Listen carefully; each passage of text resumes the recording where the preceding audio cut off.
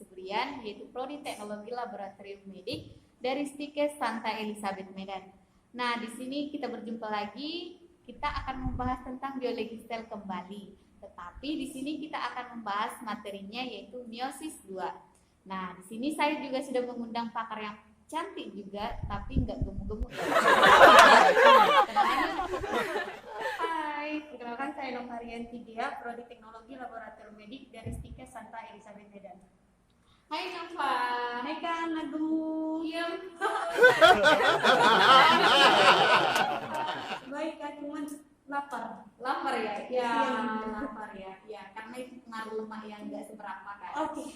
Kalau kakak sih masih kenyang. Iya, karena kakak punya Iya. yang banyak. Oke, kita lanjut ya. Jadi kan kita mau interview nih atau tanya jawab. Kamu kan di sini membawakan materi tentang meiosis 2. Iya.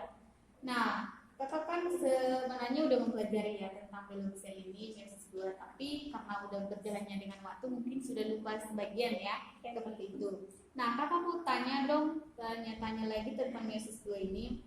Nah, yang pertama itu apa sih pengertian dari meiosis 2 dan tujuannya, Nova? Nah, kalau pengertiannya sendiri, pengertian dari pembelahan meiosis ini hampir bisa juga disebut dengan pembelahan reduksi, di mana setiap sel yang dihasilkan menghasilkan jumlah kromosom yang berbeda dengan induknya, yaitu setengah dari induknya atau disebut dengan haploid.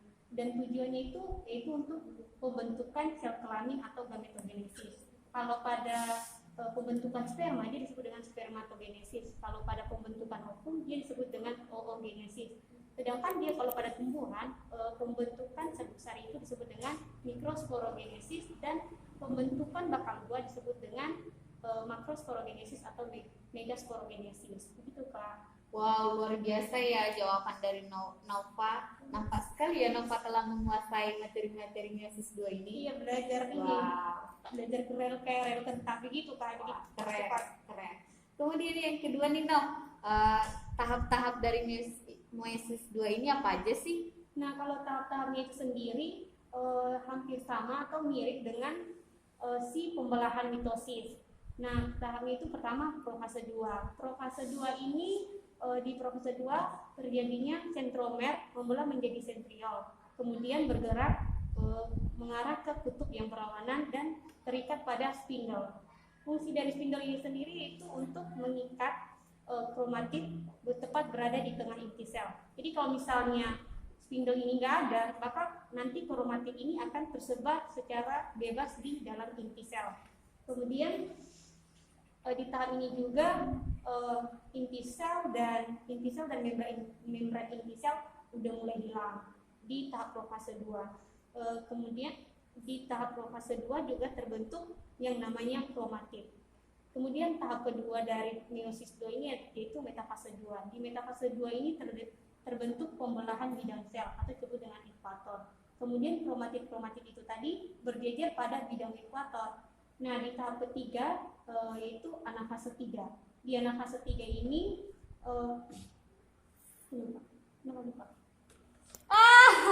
ya, tahap ketiga yaitu anafase 2. Di anafase 2 ini akan sentromer akan membelah, kemudian kromatid akan memisah menuju mengarah ke kutub yang berlawanan.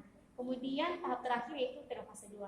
Di telofase 2 ini kromatid atau kromosom tadi yang sudah berpisah akan berubah menjadi kromatin kembali, inti sel terbentuk kembali, membran inti sel terbentuk kembali, kemudian terjadinya sitokinesis atau pembelahan sel. Begitu Kak. Wow, luar biasa ya tahap dari meiosis 2 ini.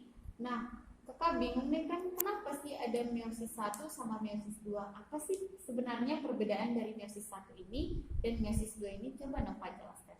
Kalau pembelahan meiosis ini kan memang cukup lumayan panjang pembelahannya kan Kak, ada meiosis 1 dan meiosis 2. Dan perbedaannya itu sendiri memang terlihat jelas pada tahap-tahapnya.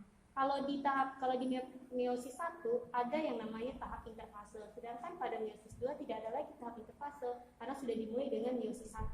Kemudian di tahap profase cukup terlihat jelas sih Kak, karena di profase 1 meiosis 1 dia ada tahap-tahapnya lagi kayak beranak cucu dia.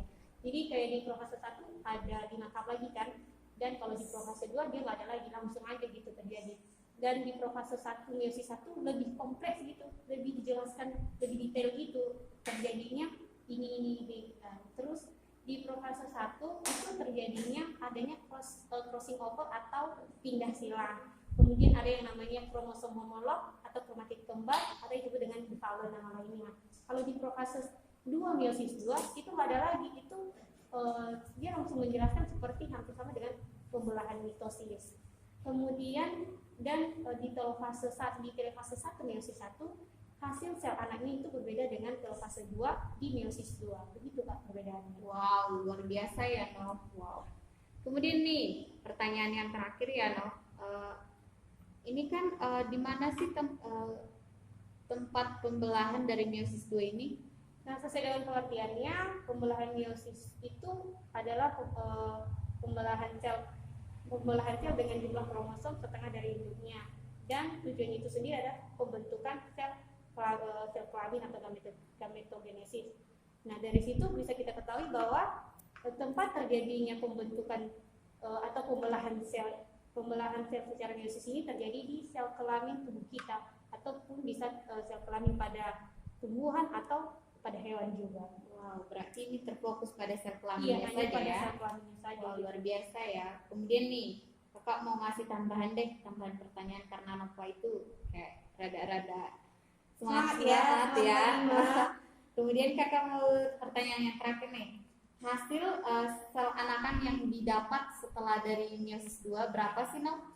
Nah, tadi kan itu udah di perbedaannya tadi ya Kak. Kalau di telofase 1 meiosis 1 dia menghasilkan sel anak 2 dengan jumlah kromosom setengah dari induknya. Sedangkan kalau hasil dari telofase 2 meiosis 2 dia menghasilkan sel anak itu 4 dengan jumlah kromosomnya setengah dari induknya atau disebut dengan haploid. Wow, luar biasa. Berarti hasil akhir dari meiosis 1 dan meiosis 2 itu mendapatkan 4 sel anakan, tetapi membutuhkan waktu yang cukup lama dibanding sangat lama dengan sekali ya, karena dia itu karena harus terjadi persamaan jumlah kromosomnya gitu, biar seimbang, biar balance gitu. wow, luar biasa ya Nov. Terima kasih ya Nova untuk Sama-sama ilmunya. Kak, benar sekali. Semoga ini ilmunya bermanfaat untuk kita dan juga untuk teman-teman kita yang menonton ya Nova. Iya Kak. Sekali lagi kakak ucapkan terima kasih. Sama-sama Kak.